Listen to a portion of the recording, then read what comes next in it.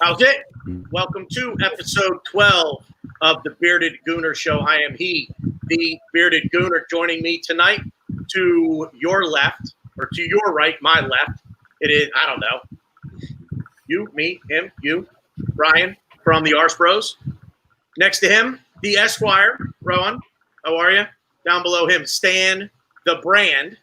I think we're taking out the man now. I think it's just going to be Stan the Brand. I like that. Forward. And nice to have him joining me for once. Ray, the host of Arsenal Fan Circle. We're going to talk about the disappointment over the weekend, obviously our defensive woes, and get into a little preview of Liverpool.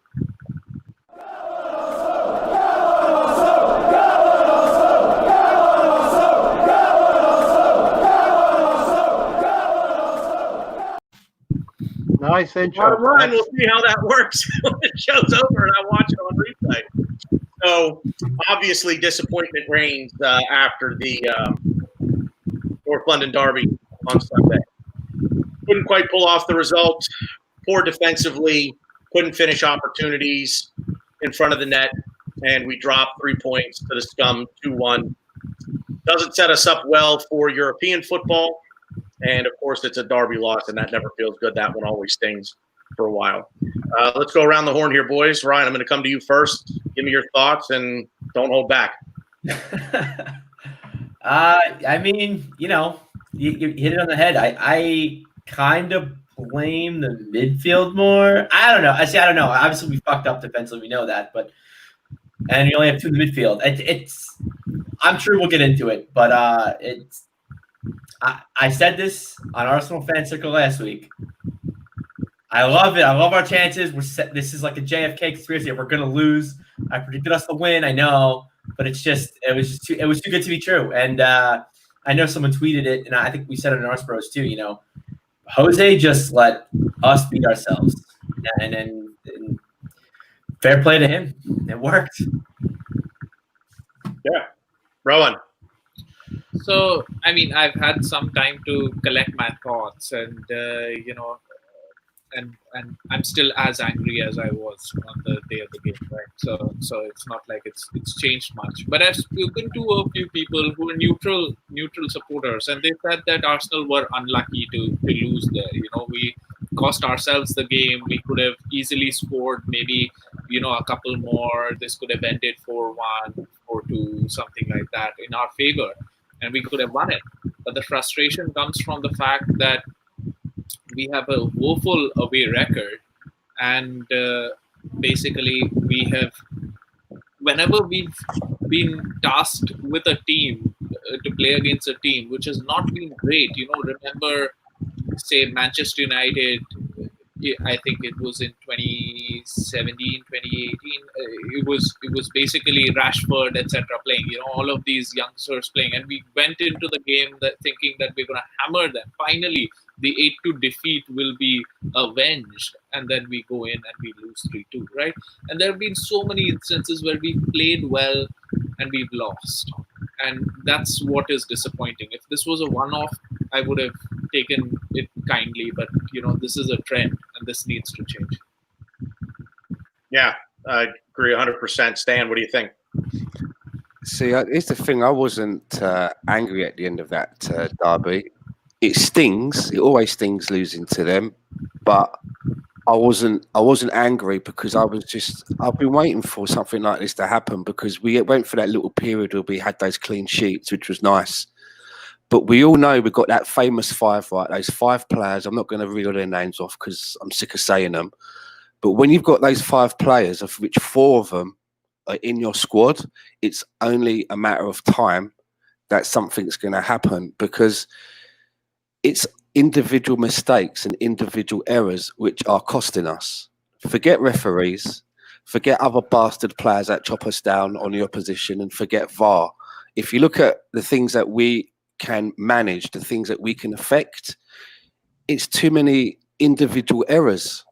So it was only a matter of time before something like this happened. And to have it happened in a game of this magnitude, it just blows it up even more.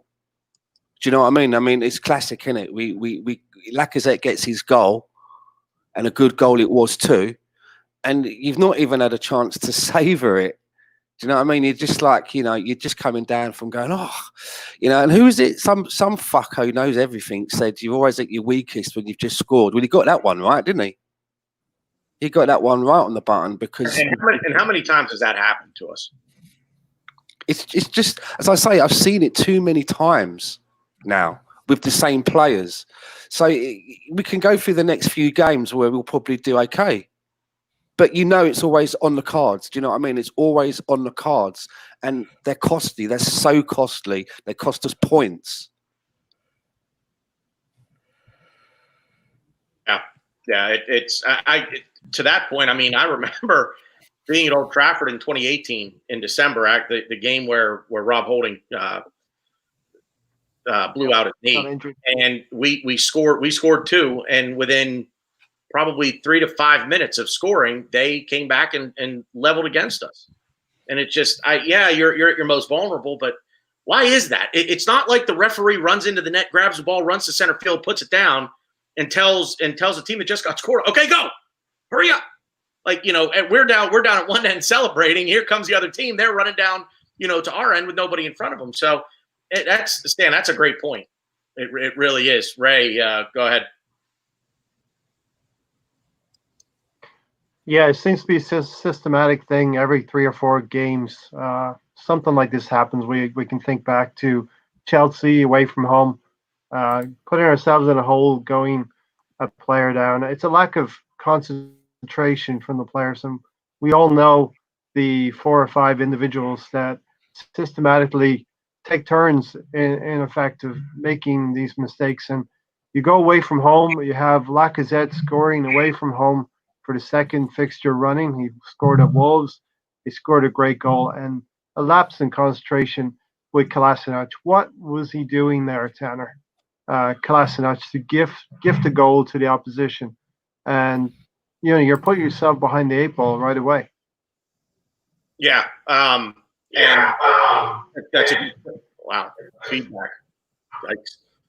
Good segue, Ray, into talking about the defense. And so I did say in the post game after the show, is it a mistake by Kolasinac?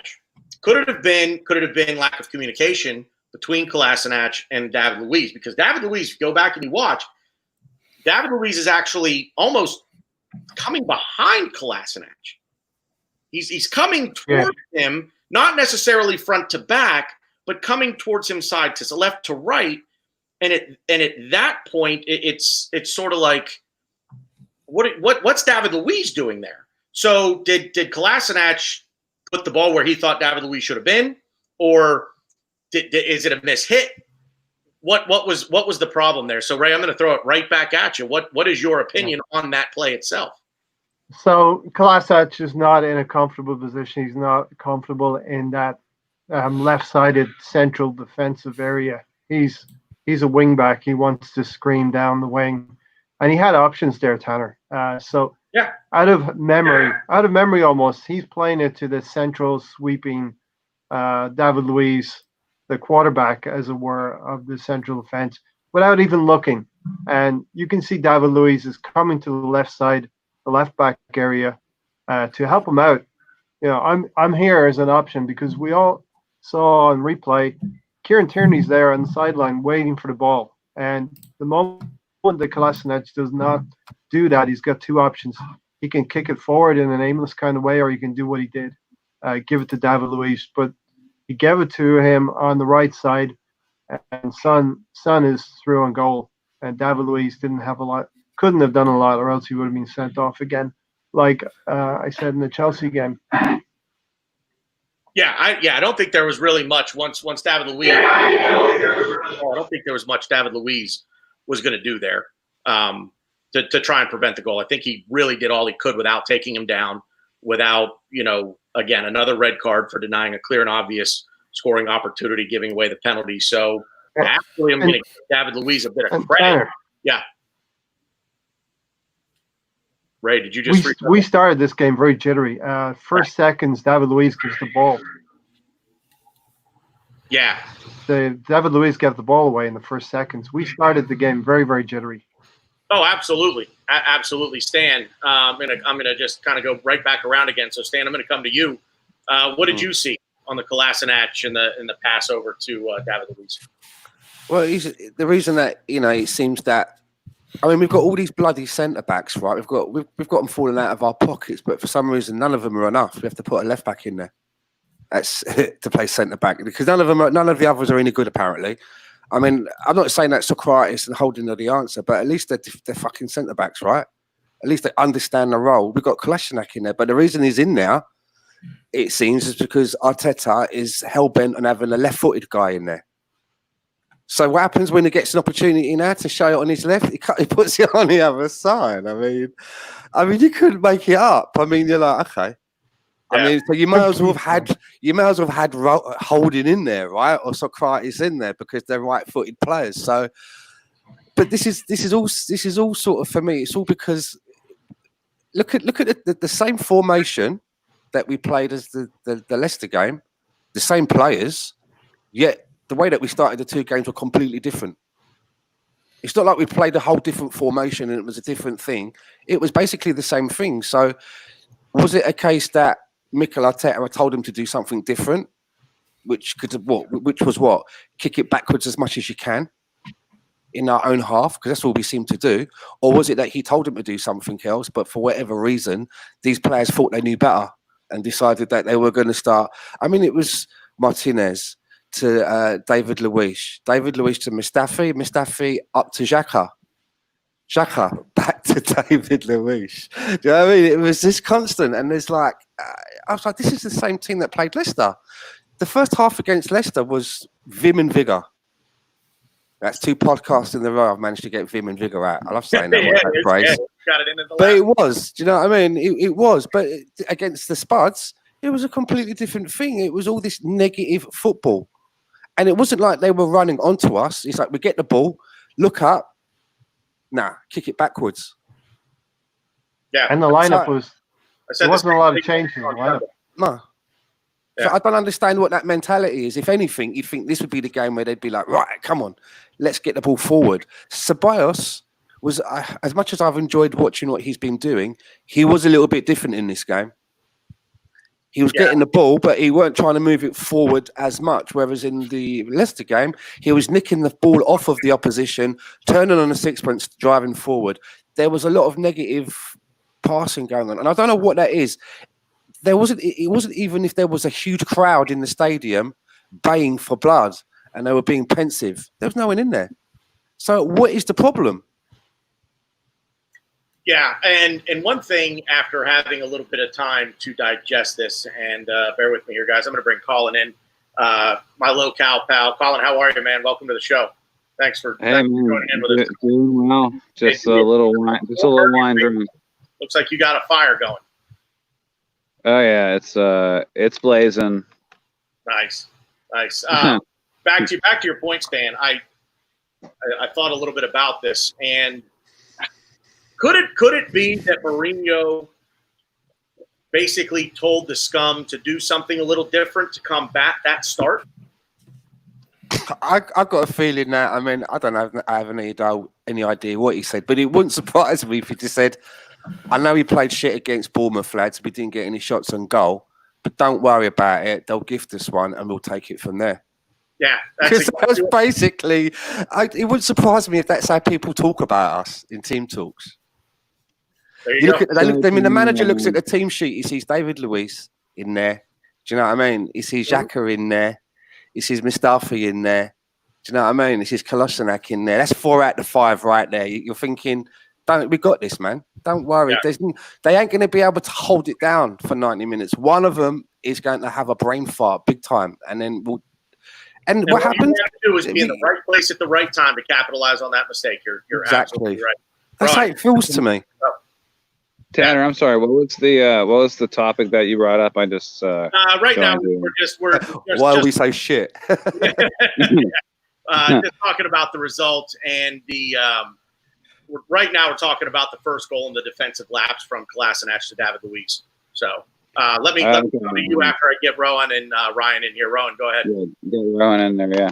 So your original question on this was, was it lack of concentration? Did he not have a pass? What was it? What led to that mistake? And I think that what led to it are just two things. One is that they don't care. These players don't care. They don't play like their life depends on it, right? Like they're not playing it like it really means something, whether they're going to get a paycheck at the end of it or not. They know that they're going to go back to their shiny cars and their big houses, etc. There's no pressure there, right? The second thing is that, and the second thing is lack of skill. They're just not good enough. These people are just not good enough. That's their problem, right? Now, you can't tell me that you need to yell from one player to the other for them to pass in the right way. When the stadium is full of supporters, you can't hear the next guy. You've been playing for long enough to know, but just by their body angle, which side you have to put the ball. It's basic. Everybody understands that. Whichever game it is, once you play that for long enough, you can just make eye contact and you know exactly where the ball is supposed to be. But these guys have no understanding. They seem like these guys are like I said, they are a shit all-star. They've been put together to a recipe of disaster. That's what these guys are. And that's what that first goal was. Absolutely disastrous. We just scored on one end. Not a brilliant team move. We just won the ball high up and then a belter by a striker. And then what did we do? Just let ourselves down. Yep. Right. I mean, it's to me, the only thing I kind of disagree with Rand a little bit. I think I'm not saying these players care. I don't know if I want to go that far, but they had to care a little bit because you, like Stan was saying, and I completely agree. We were nervous. Or Ray said, I don't even know who said it. We were very nervous. We played very nervous until probably Laka scored the goal. And even after, we were kind of nervous, losing the ball, passing back, almost thinking too much. Like, I'll just pass it back. It's fine. But 110% Kolasinac, like, completely fucked up. The one thing you learn as a defender is you never want to pass into the middle of the field, especially backwards to your center back who's not even in the right position. But even if he was, you still, especially when you had Tierney. I think Ceballos or Xhaka were kind of close by. You just don't do it. It's just a dumb thing to do, especially when you're pressed like that. And the funny thing was, he was making a pass back, and Son wasn't even really running onto it. Son was just running to press Luis. And then when he's like, "Oh shit, you did that? All right." Like he was just closing Luis down, just a gift. Yeah, just so like he didn't Christmas present. Yeah. So yeah, it's a Sunday league thing. I wouldn't even say Sunday league thing. It's probably like a kindergarten thing you learn, or a intramural thing you learn. I've been pro Rob Holding for a while now, and Luis and Kolasinac, and they can't play together. They're just too inept on the ball. And that's the thing. We don't have good center backs. It's a very simple statement. No, I'm gonna go out and say all of our center backs on this current roster. And I don't want to get all the Saliba fanboys upset. He's not on our team yet, so I'm not going to put him in this. And he hasn't played yet. No center backs on our team are good enough, and they might not be good enough. I mean, you could hold out for Holding. You can I know people don't like Mavropanos, but you could maybe say give Mavropanos some time. I don't really think so, but a lot of it's just not. You can say Pablo Marie. Chambers. It's just a weak overall part of our team. Yeah, I mean, it's just no one's good enough. I mean, you could. Yeah, I agree. You can make a case for Callum, but I think his thing is we've played him in so many positions. I think we need to hammer him down there because I think that's his best spot. I mean, I don't know. I do want to see him as defensive midfielder, but I think he would be for sure our best center back going forward. Stan, did you want to get in there? Yeah, I mean, our centre backs. What are we going to? What are we going to do with them? But I mean, why are we giving them extra contracts? I mean, I thought it was quite telling that Mikel Arteta said a few weeks ago when he was asked about what he could do in the window. He said we've planned for 3 scenarios. You know, one is that we'll do good stuff. One scenario is maybe not so good, and the other scenario is we'll do nothing. And I've been thinking to myself, and I heard it on a podcast the other day. It came back to me, and I was thinking, is we're going to do good stuff? Is that if we'd got in the Champions League? And then was the next one down? You know, we won't do. You know, we'll do a little bit. Was that the Europa League? And then we'll do nothing. No Europe. And at the moment, we ain't going into Europe. So, you know what I mean? People are crazy to get into Europe. That thing's gone. That's not happening. So, you know, unless it's going to be selling players to generate the money, it could be quite lean. And, you know, if I was Mikel Arteta, after that game, man, I'd be walking into Raul's office on a Monday with a laptop with that Kolasinac pass back to Luis on loop on a laptop. And I'd just sit it down and make them watch it for 5 minutes. And I'd be like, you see this? You don't help me out in the market, the transfer market. This is it, mate. This is what's going to happen all of the time.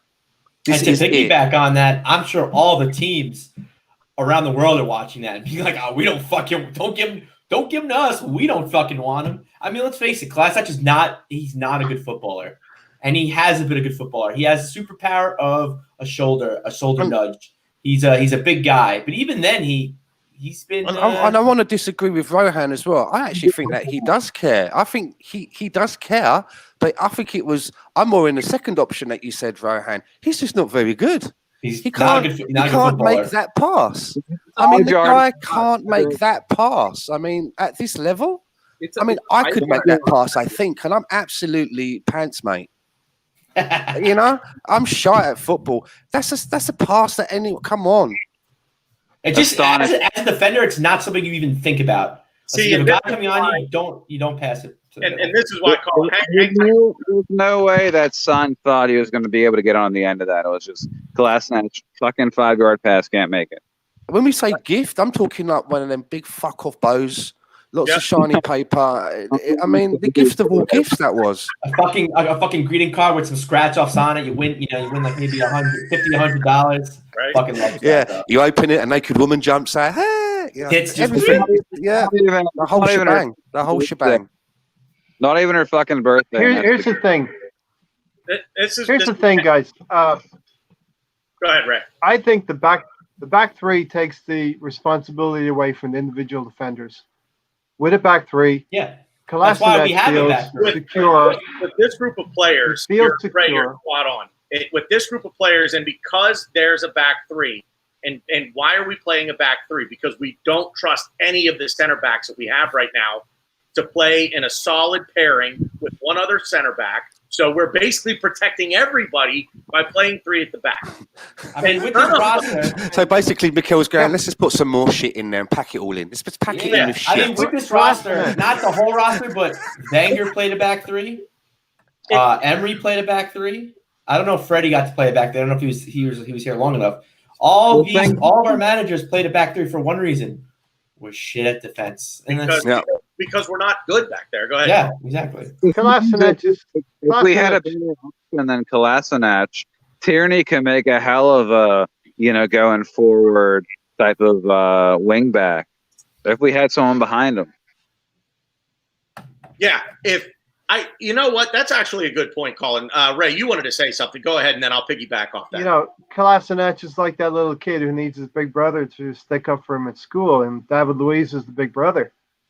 He just feels secure with David Luiz there, and he felt obviously too secure and too lackadaisical, and that pass was just pants. I almost feel bad that Kolasinac fucked up so bad because let's face it, the 3 defenders that we had they all had bad games. None of them played well, and they're not good. They're not good enough to be on this team. So it sucks that Kolasinac had to do something to really kind of hammer it home. Yeah, guys, I blow. The thing is, though, I think even if Kolasinac completes that pass, Luiz fucks it up to the point where he fouls the guy, and they have either a free kick or Luiz is sent off. So the whole thing was just fucked to begin with. We're passing backwards while they're coming at us. So we're creating momentum for the opponent by going in the Exactly, man. If I'm an opponent, I don't think anybody will mistake me for Jurgen Klopp with the statement that I'm about to make, and it's painfully obvious what he's going to do.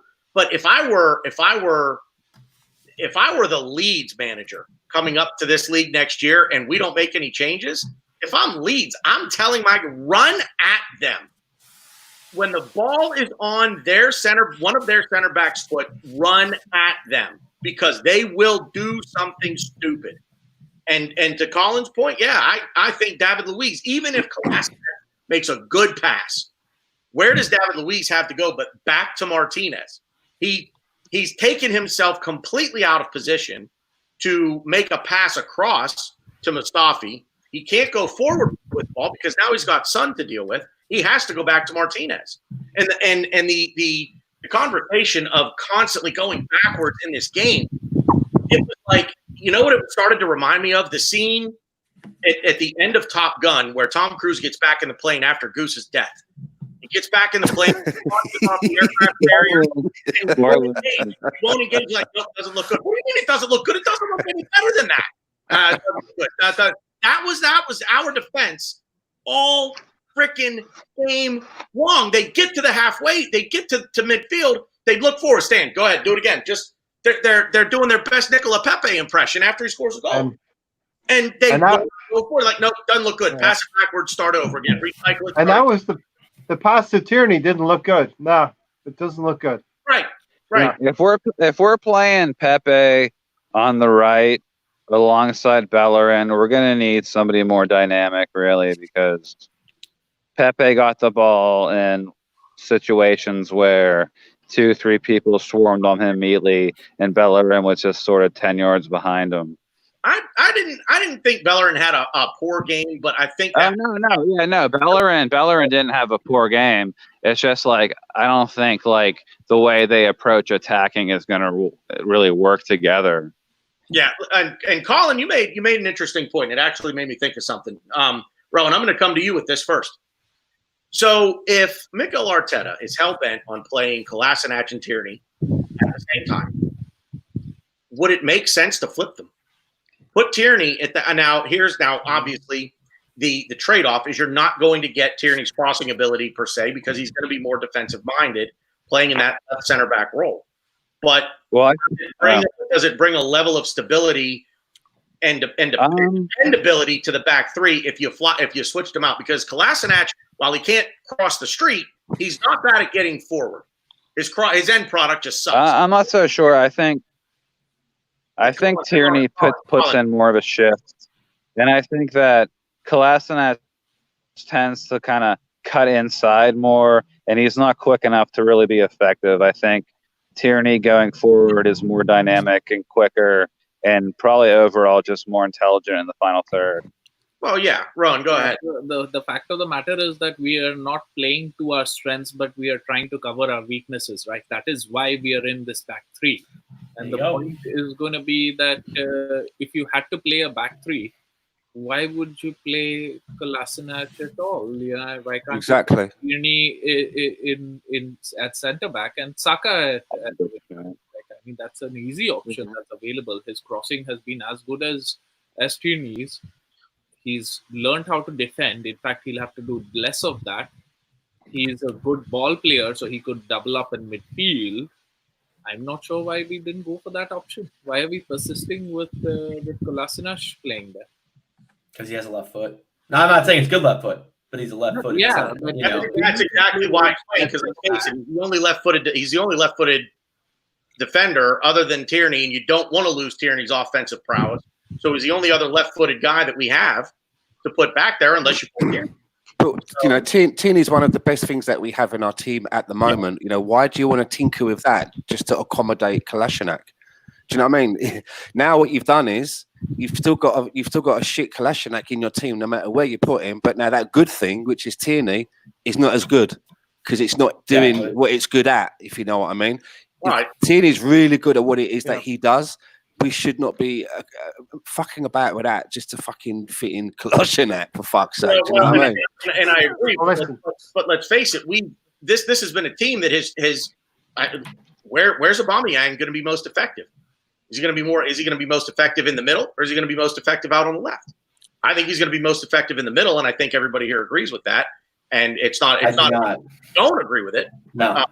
You think he's more effective out left, Ryan? No, I think so on Arts Bros we were talking, and originally we were like, okay, he's more effective on the left. Stats show that. Yes, he hasn't played a lot through the middle, but he's never played through the middle. Even at Durban, he didn't play through the middle. He was a striker in a pair.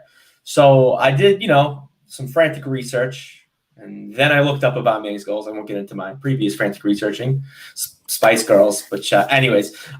So I looked at all of his goals that he scored in the Bundesliga. I saw 96 of his 98 goals in the Bundesliga for Dortmund, and I noticed he does come in. He's playing on the right, but he plays in the left. And he kind of drifts into the middle. And that's kind of what he does. And like Henry, yeah, and he drifts into the middle in it too. Or he has almost like a number 10 that like Marco. They had Marco Reus, Mario Götze. Guys that were just at the top of the box, either giving him through balls, chipping it up, and he has a head. Well, he did in Dortmund. I don't know about with us, but he has a header on him too.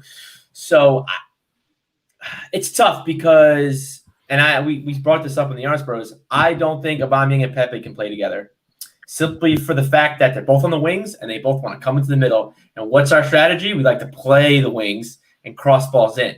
So something's not going to work there. And then I don't really know how you fix it because Aubameyang's our world-class player, and Pepe we just spent 88 million on. But it's almost like Aubameyang's not a striker. It's almost like he's a winger. It's like, do we have a winger that can provide us 15 to maybe 20 goals a season on the left wing, or is he a striker that might be able to provide us 25 to 30 goals playing through the middle? I'm not really sure what Aubameyang is anymore. We talk about him as a striker. But he's more of a winger that drifts in, isn't he? Yeah. My preference is playing him in a 2. Yes, it hasn't. We tried it. It hasn't worked for us, but it hasn't worked for us because our midfield is absolute garbage. I think we get a midfield behind him. I think we could put him in a 2, but for now, it's tough because, like I said, I don't think Aubameyang and Pepe can play together. They're both too one-dimensional, and they don't complement each other. But it's tough because I think I agree with Ryan because Aubameyang and Pepe, they both like to start outside and cut inside. And if they're both trying to cut into the same space or even just a predictable space on either side, then I feel like you said, they can't really play together unless one of them adapts the way they play. Maybe have Pepe in behind Aubameyang or something. I don't know. I don't have the answers, but I agree with what Ryan's saying. That's a great point, Connor. And look at the Liverpool. Look at the role Firmino plays.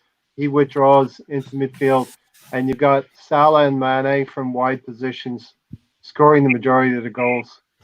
So, and I don't want to bring this person up because I don't want Rohan to put us in blood vessel, but it kind of comes back to Lacazette because Lacazette kind of pushes back, does all the work, and he could be that guy that does the work, gets in like to where like right outside the 18, and he could give those through balls to Aubameyang. I don't know if he could complete those passes. I don't know if he's that kind of player. Bobby Firmino. Here's our situation, Ryan, and everyone is we're like sliding tiles, right? We're trying to move players around to cover our defense, and we're missing holes in our midfield. So Lacazette has to filter back in the midfield at times to help out the team, and that's our problem. We're very deficient in our defensive areas, our midfield areas. See, I'm on my point. I'm trying to figure something out here. I'm trying to set up a formation, and I think I can actually get it onto the screen. You guys keep going. I'm fiddling with this for a minute, so we're creating technology at the moment. To refer to Xhaka, I think he had a decent game today. He wasn't bad. He wasn't great. He wasn't poor, but I think he needs the perfect midfield setup because he has a great passing range, but he's not very quick. He's not very two-footed, and he struggles to catch up on the counterattack. And it's like I'd love to have him in the squad as a guy who can maybe float and play balls in, but as far as defensive coverage, I don't think he's good enough. Did you not see that? There were a couple of times where, the the ball's moving out from the back. The ball gets to Xhaka.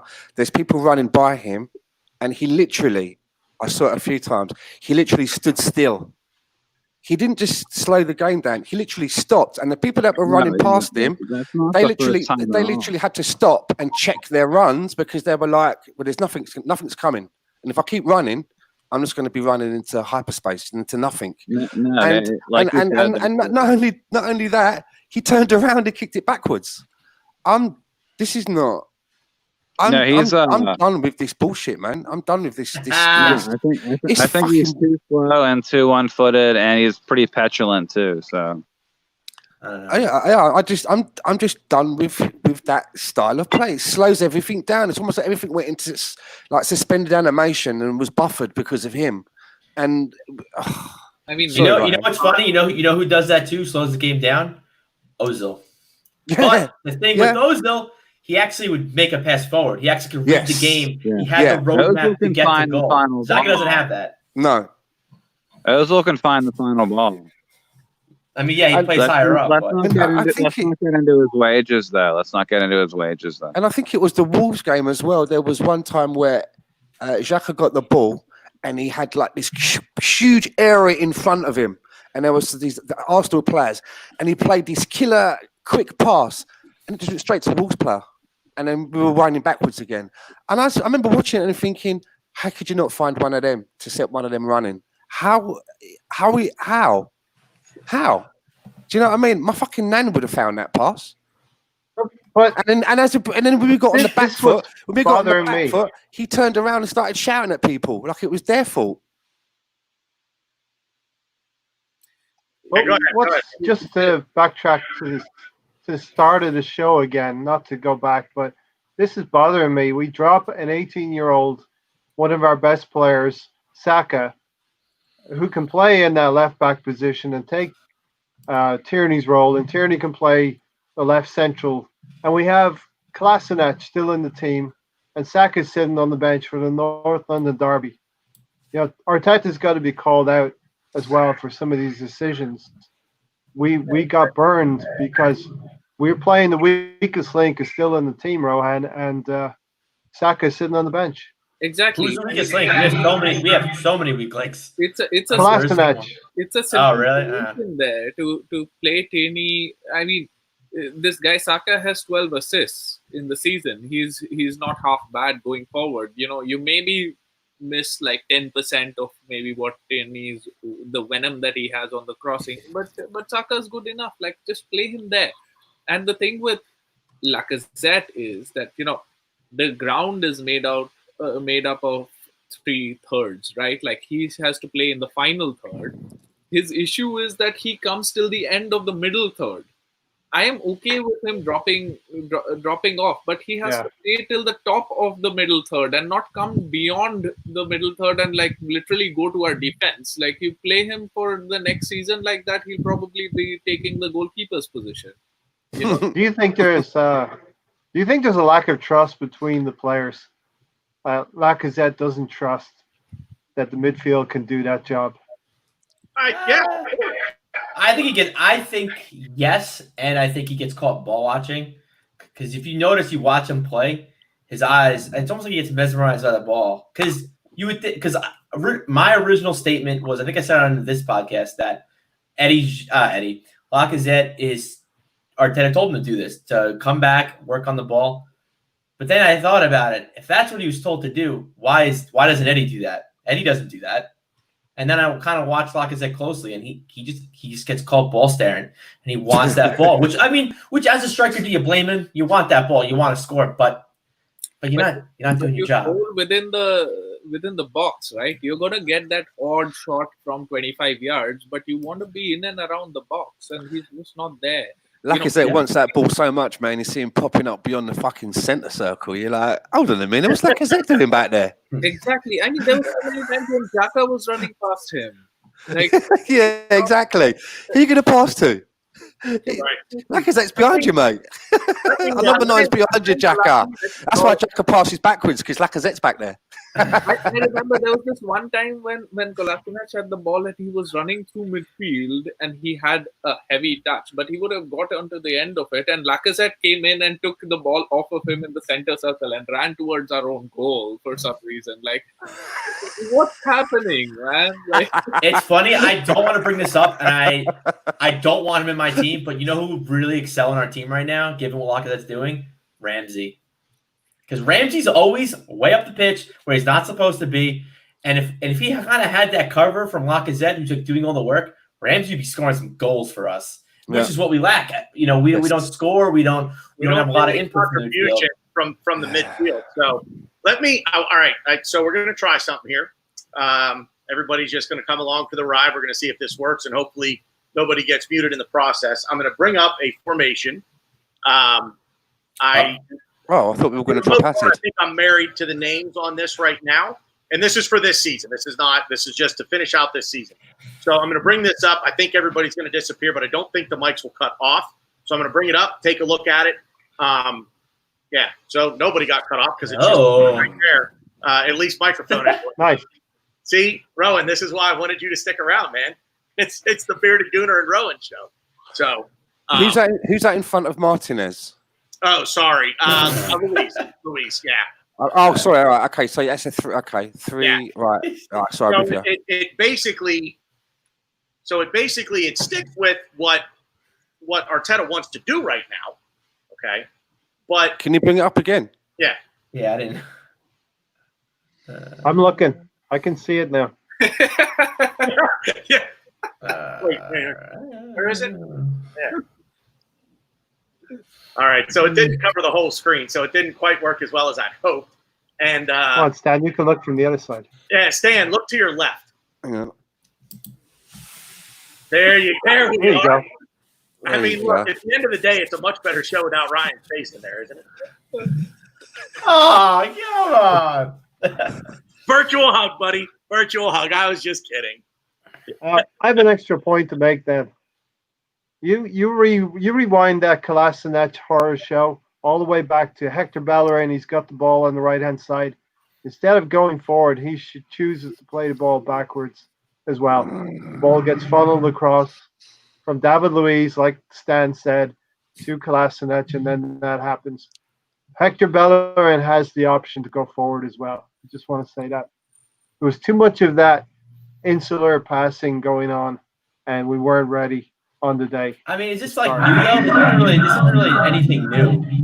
This is kind of what This is kind of what we do. It's funny if you see Kolasinac's pass map. I'm sure it's floating on Twitter somewhere. It looks like he's playing right wing. It's like, oh, it'd be a really good right wing game, but no, he's our left center back. That's good old Siad. These guys are allergic to playing forward passes. You know, they just don't. What? Say again, Rowan.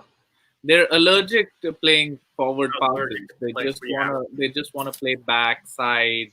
You know, put it's really. And I want to blame it on we just don't have. I mean, I guess Ceballos can do it, but we don't really have a center midfielder that can kind of carry the ball up and progress it forward. I don't want to dare speak his name. Ceballos has been doing that in the last couple of games, Ryan. Yeah, he had. Well, if you watch the game in North London Derby, he didn't really. He gave it to Pepe once or twice, but he didn't pass forward too much. You know, he got my man in the match. Don't get me wrong, but he didn't pass forward. He didn't really create anything going forward as much as people might think. I mean, we're focusing on the Kolasinac goal. Let's not forget that we actually scored the first goal. If anybody hasn't seen the game. We scored the first goal here. And unfortunately, it's an absolute, like Rowan said, belter of a goal. And this is all we talk about. And I think to a degree, it's also a bit of human nature to talk about the bad more than the good. But the fact is, I mean, okay, let's get on it for a minute. It really, I will say, and this is going to sound shitty because it was a hell of a goal from Lacazette, but it really came from nothing. It really came from nothing. But I think the reason that we're not talking about it as much is it's because it's not a case that we scored a goal and then through some clever play, you know, Tottenham passed it about, made something really creative and got one back. And we thought, oh, we've got to lock this up a bit. We just gave it to them. We created the goal for them. That's the thing. Yeah, we after created doing all them. after going and 1-0 up, we just fucking gifted them. You know, it's the word, isn't it? That's the word for it. We gifted them. And Tanner, you said we didn't create the goal, but isn't that what modern teams do now? They press high, get the ball back, and within 1 or 2 passes, you got a goal. We did. Yeah, I mean, We got a few goals to like that recently. We got a few goals like that recently, didn't we? Eddie Nketiah got one like that. Aubameyang got one like that recently. Even the first goal, I mean, it was good work by Xhaka to win the ball and give it to Lacazette, who scored it. But the fact of the matter is that these guys are professionals. They should know that this is the time now that you weather the storm for the next 5-7 minutes. Let them come on to you. Hit them on the counter. You know how it's going to be. It's Mourinho's team. They're not going to be super creative. They're not going to slice you up. You just have to stand your ground. You just have to sort of be there to tackle the situation. And it's not going to be exceptional. It's not going to be a Man City show where they're going to pass it around you. That's not going to happen. And they just I hate to ask this question, but we're learning some valuable lessons in the last few games. Yeah, and I think we're going to learn them next season. Right, and so right from that, Ray, I am, being supremely cautious about not criticizing Arteta at all. But if this was the strategy that he had for the first game going into game week 1 of next season, then he's going to get a lot of criticism from me. If he's playing 2 in midfield and getting overrun in the midfield every game, and he persists with playing Kolasinac there and Tierney outside because Tierney's got a better cross, just play Saka there. In the formation that you said, Tanner, I wouldn't even mind someone like, a Willock playing in midfield. When he came on and he had that one touch, I don't know if you guys remember, in between 2 players, he took that first touch. It was like an Ozil touch, that touch was world class, right? I remember Ozil. And I don't. Yeah, the German guy. I remember him. Yeah, number 10. Yeah. Are we going to talk about him later? That takes me back. That does Ozil. Bloody yeah. What's that, Ray?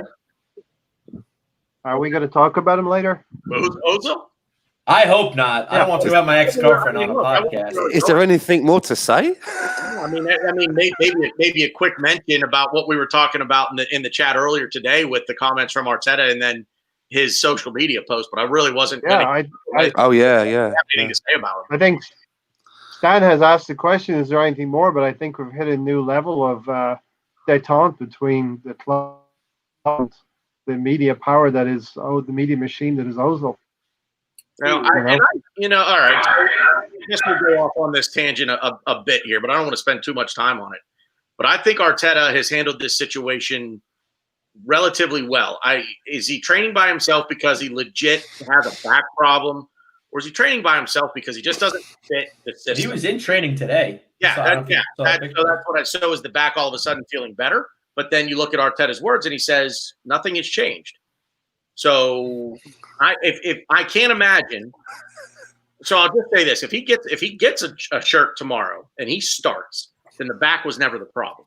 You don't come back from a sore back after 1 day of training, and now you're back in against the current champion.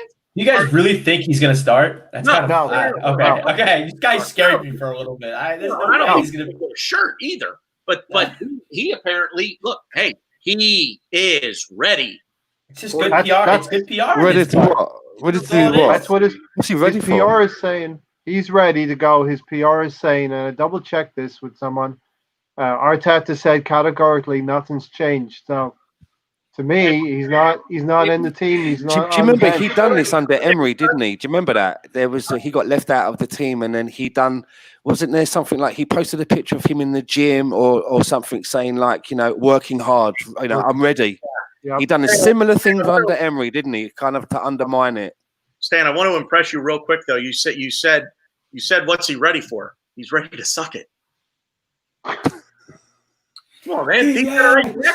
There you go. Come on. Okay, right. I'm in Two for a words for it. Wow. Sorry, I went away from WWE, and for some reason I was veering towards Pornhub. You don't want to know what I was thinking. I was like, what the hell? Wow. But, I know. dude, You know, It's been a long time. funny enough, I have seen Ozil on Pornhub. Fun fact. What? Fun fact, man. You Wait, must send me a okay. link. video You must send me a link. or you've seen him watching Pornhub? No. So when Germany beat Brazil 7-1, everyone cluttered Pornhub with like German men fuck Brazilian and German men fuck Brazilian twinks or something. It was great. So I saw Ozil on Pornhub. It was great. Leave it to the fluffer to go off on a Pornhub rant. Oh, I was fluffing, baby. 7. Fluffer of the year. Fluffer of the year. Jesus. Right there. He's right there. Yeah. Wait. That way. There it is. I got a gentle touch, I promise. The issue with Arsenal is that we can't stay consistent with one sort of direction, right? Like we just have to do U-turns all the time. Whenever we find ourselves in some sort of adversity, we just tend to go back on our principles, right? Ozil was out and he's in. How many times has this happened? Mustafi was out, he's in. All of these. It's like the Okie Kokie, isn't it? And I'm Yeah. happy with them not being vengeful. I can understand if it's Maitland-Niles. I can understand if it's even if Guendouzi comes back and he's fine. I mean, I'll understand that. But with Mustafi and with Ozil, our two German guys in our team, these guys have World Cup winners. Sorry. the World Cup winners of our team.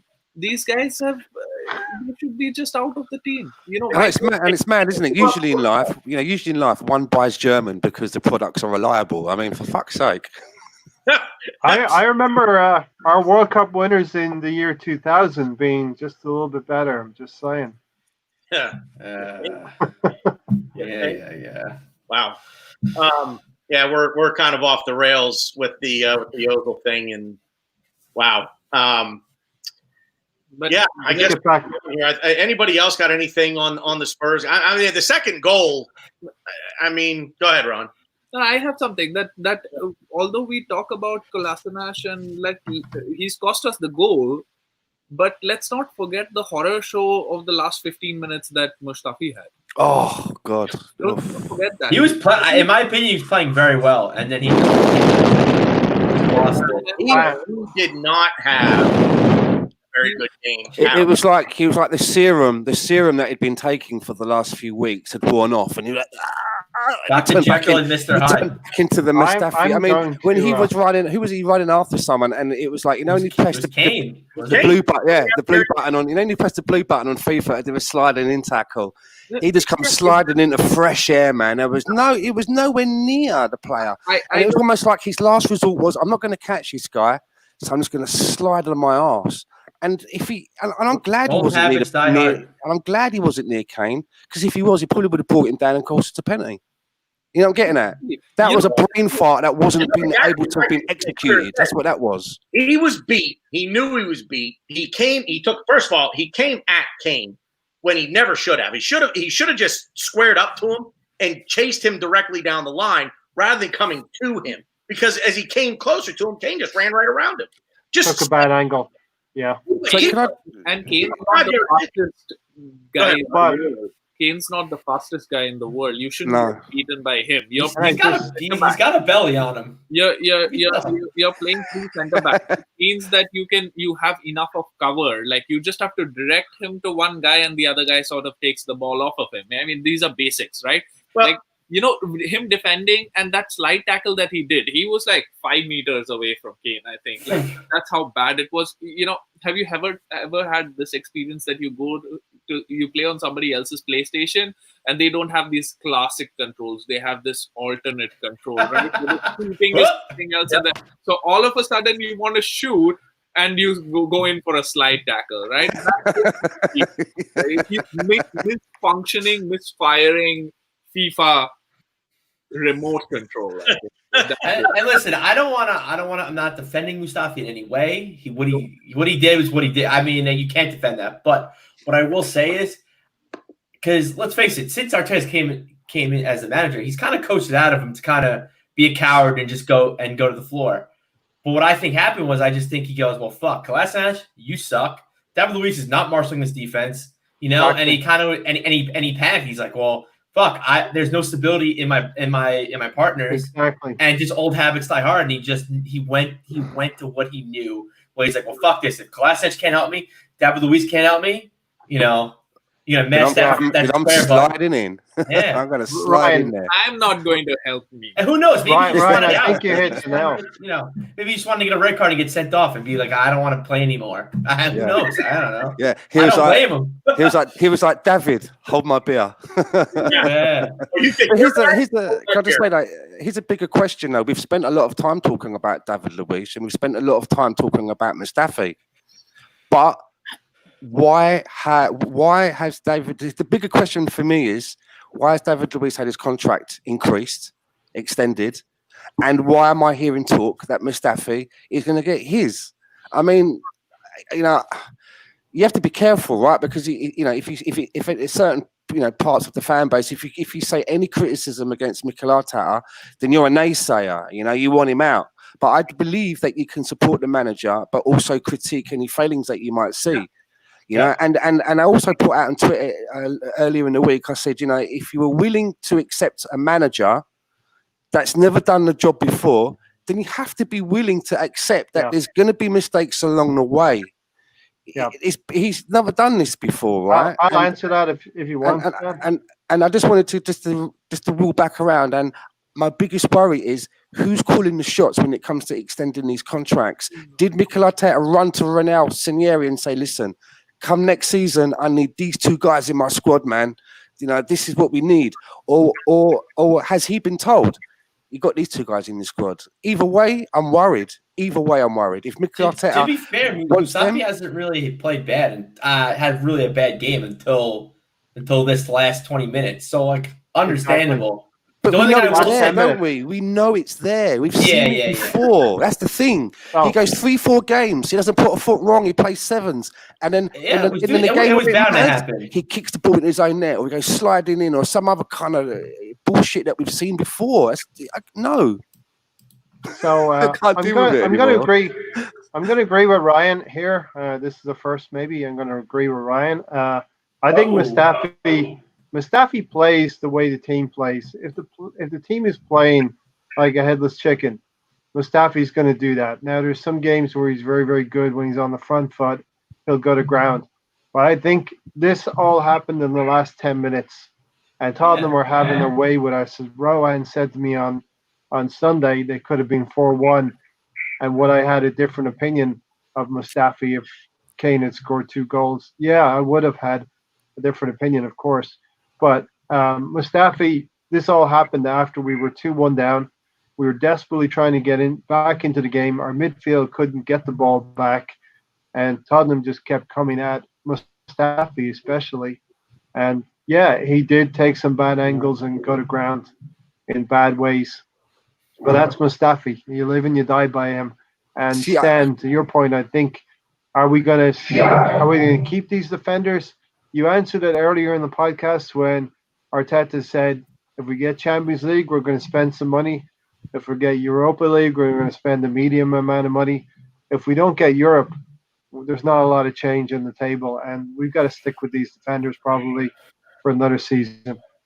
The one thing I will say about Luis is I do not obviously agree with his contract extension, but he is getting paid less money. So compounding him getting paid less money with he's won trophies, been a leader. Not that I like it. I'm not trying to defend him, but I could see where their heads were at, extending him. Like, all right, we're going to pay less money because you're not good, whatever. But you're a leader. And let's face it, can we name a better center back than him? Like that, can we emphatically be like, this guy is definitely better on the Arsenal roster? We can't. I personally don't think David Luiz. Are you saying David Luiz is the best defender on our book? I'm saying we cannot emphatically I don't think we can all come to agreement and say this center back is better than David Luiz right now. We can't. I don't think we can come to an agreement that any center back is better than another. Exactly. Yeah, I agree. But like I said, he's got the experience. He can lead. We're paying him less money, so I don't hate it as much as everyone else does, but I don't like it. Don't get me wrong, I do not like it. I didn't like when I don't think he's our best defender. I don't think he's our best defender. I'm not. That's the thing. I don't think he is our best defender either. But I can't emphatically 100% stand here with my sword and be like, this person is 100% better than David Luiz. They all suck. I don't know. What's wrong with Holding? And why isn't Holding getting the game? Thank you. Because he hasn't got a left foot. He has no left foot. That's why he's not playing, because he's not left-footed. He's not left-footed, and he's not on a big contract and Brazilian and has a name in the game like David Luiz. That's why David Luiz is playing. Has to be the only reason. He's better in a pairing. He's not good. Well, see, I don't hate the idea of at this point I'd put Rob Holding in over Kolasinac. I know he doesn't have a left foot, but you're a goddamn professional. Figure it out, for crying out loud. I can kick a ball with my left foot and my right foot. Can I do it well? No. But Rob Holding's a professional. At some point, somebody said, "You're pretty good at this. You should be a professional." And he is. So, but can you say the same for Kolasinac? He's a professional. He should be doing it too. I'm not, it's playing devil's advocate. You think that Rob Holding would have made that same pass on Sunday? And here's the thing. Everybody gets down on Rob Holding, and everybody got down on Callum Chambers. And you know what? Maybe once, did we see those two paired up at the back, and it would have been under Emery. But only once did we ever see these two young English center backs paired together, and then it went away. And it's like, you know what? I agree with you. It's never been looked at. It's never been looked at long enough. It's been overlooked. No. I don't know why. I don't know. It's because they came to us cheap. Do you know what I mean? We didn't. We got them. From small money. We're going to be. It kind of seemed like it was overlooked, and it seems a bit. I've always felt. I'm just going from my own opinion. I don't know who's a good footballer and who's not, but from what I can see, it just seemed a bit arrogant to me that they were overlooked, and it was always about, let's bring in someone from Portugal, or let's bring in someone from Spain, or let's bring in this wonder guy from France. And you're like, well, are we not going to at least try with these guys that we spent money on? At least give it a fucking chance, right? Let's have a look. And if it's shit, then we say, okay, we put our hands up, we say, well, this is shit, and we move on. We also got to figure too. We're not watching them train either, so they could be shit in training. We don't watch the training videos. I know it's completely different in game. I understand that, but I'm sure he looks to training because I'm sure they scrimmage each other. I'm sure they've run a bunch of different drills, so I'm sure he has an idea of like, all right, Holding can't do this. And I'm not saying I don't know how I feel about Holding being. I still remember Holding in the 2017 FA Cup final where the BFG helped him get through that game, but he killed Diego Costa in that game. And and let us not forget too that before he blew out his knee in the 2018-19 season, Rob Holding was by far our best center back. And that's not saying, to come back to my phrase, it's like saying the smartest kid, you know how I'm going to finish it. That's not what it was. Rob Holding in 2018, before he blew out his knee, was good. Why are we looking so far back? Defender. But we don't even have to look even that far back. Just look back a couple of games when he was playing when he was playing next to Mustafi, and Mustafi was having good games. The ball, remember, balls were coming in. He was heading them out. Rob Holding. I thought he looked good. It's only because we've changed the formation from the back four. When it was a back four, Rob Holding and Mustafi was kind of the pairing, wasn't it? But for whatever reason, he's changed it now to the back five / back three, and he doesn't want to put Rob Holding in for this left foot business. This left foot business seems to be one of Mikel Arteta's non-negotiables. you can't play there unless you got a left foot. I'm surprised he's not played Pepe in there. He's got a left foot. Like the greatest man who ever lived, he had said, right, that you should be excited, but you're not, because he's young, he's English, but he can't be good because he didn't cost 50 million. Exactly. I mean, I think we shouldn't be putting Holding on a pedestal. He hasn't. Was it Sheffield? He was good or bad? He had one bad game recently for us. He wasn't really up to speed. When he came back, that's what we were reduced to, Ryan. When he came back into the team, he was. I mean, I guess you're right. I don't know. We had to. We've been reduced to that. I mean, hopefully they're having this argument amongst themselves, being like, why are we playing Holding? Why aren't this? This should be like, hey, boys, we should be buying a center back, maybe. I know Tony has a huge erection for that Sarr guy from Nice, which fine, fair. I can't say I know exactly how he plays, but at this point, we need some. He's not bad blood. on FIFA. He's on a free, and I'm telling you this, and I'm with Tony on this one. That deal should have been done a long time ago. Come on, who are we? We don't make quick deals. I mean, even if he's not all that, right? We're supposed to be outsmarting the market. So if he is for free, we get him, and then we move him on and bring money in, because that's what we're supposed to be doing, right? We're supposed to be bringing money in through sales. So bring him in. I think we're going to try to tell people first. So, all right, Tanner, take it away. Glenn's got a question here, guys. Let's get this one going real quick. And Ray, I'll start with you. Ruined my day. Niles' report today. He's ready to move on for more consistent first-team football. What's your opinion? My opinion is we're at a crossroads right now. We got a lot of players who are probably thinking about their contracts at this point in time, especially after a bad result. Following on from the Brighton result, which was bad in of itself. I didn't see any spark in the North London derby. It's difficult with no crowds there. It's difficult to generate that. Arteta talked about that in the press conference. So you have a player who's been in and out of the team, and I'm actually liked what Ainsley Maitland-Niles did in the last couple of games, especially away to Wolves. He was a big part in locking down that result. But if it's a rumor that he wants to move on, it's not a good sign that a young player is looking around the dressing room and thinking he's got brighter, greener pastures somewhere else. The good news is we should get a decent fee for him, Tanner. 20 to 25. Yeah. And if the club is strapped for cash and not able to do much, that could be money that will come in handy. Yeah, I agree with Tony. I don't think he's looking around the dressing room thinking that they're going to be greener pastures elsewhere, at least in terms of the success of the team. I think he's looking around the dressing room and he's saying greener pastures are somewhere else because I'm going to get playing time somewhere else. I'm not going to be constantly coming off the bench, being asked to play in a right wing back situation. So if he wants more first-team football, more consistent first-team football, I don't blame him at all. And I really don't see a path for him into the midfield at this point. And I really don't see him being a starting right wing back for this club either. I love Ainsley Maitland-Niles. I wanted him to be one of those success stories from the academy and be not maybe an Arsenal legend. I don't think he's that good. Can he play left center back? What's that? Left center back. Has he got a left foot? Yeah. Has he got a left foot?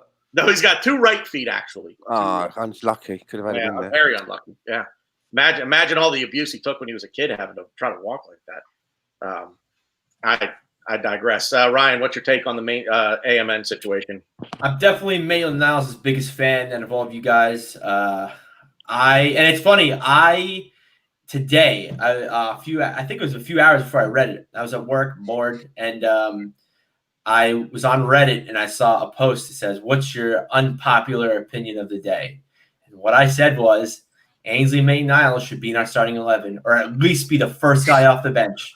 I'm a big admirer and I'm a big fan, and I think he brings so much to this team that we desperately need. He's fast, he's athletic, he could dribble through and around players. That's exactly what we don't have. I think he's got a little bit of this as well, Ryan. Desire.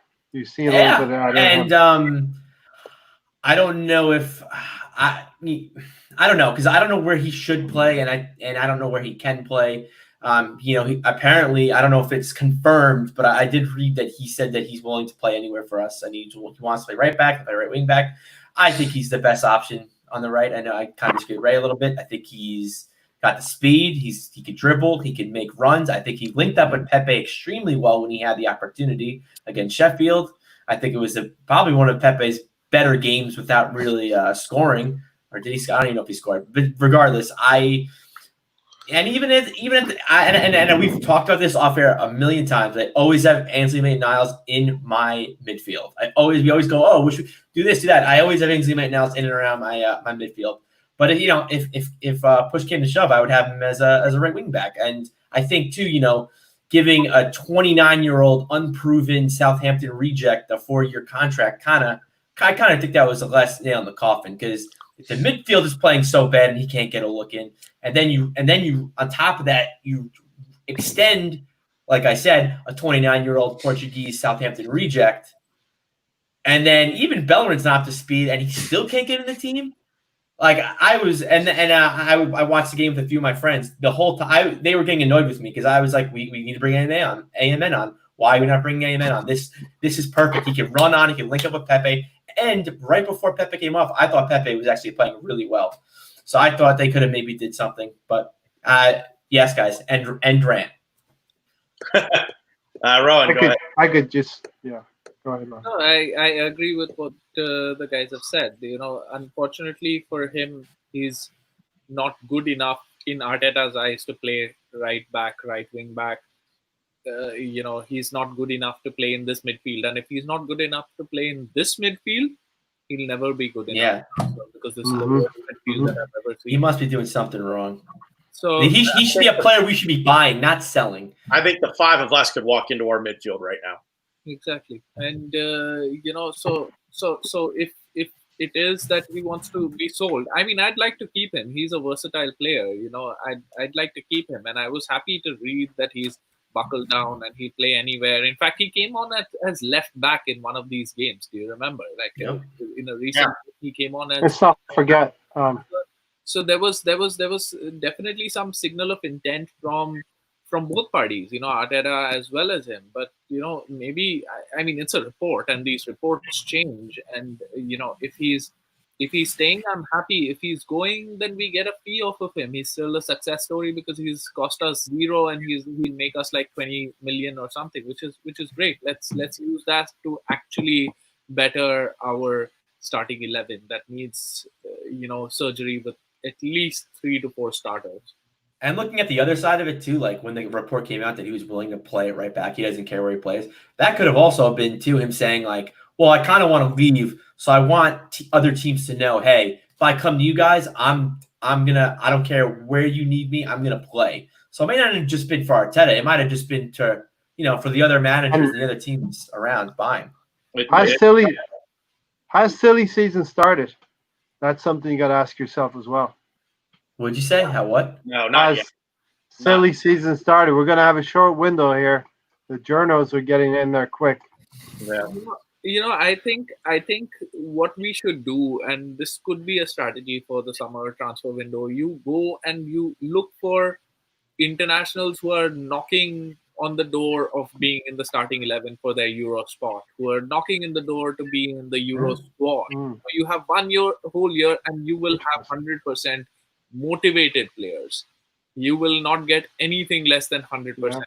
Don't get, this is the time when you have to capitalize on their vested interest, which is to play in the Euros. And you sort of get these players, a Saliba, Upamecano, whoever else, these are players who want to be in, let's say, the French team or some other team, like whichever team they're playing for. If they're in the cusp of it, they're going to put up.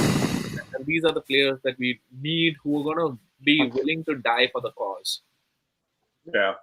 Stan, did you want to make a comment on the Maitland-Niles? Yeah, I did. Personally, I don't know what the fuss is about when it comes to Ainsley Maitland-Niles.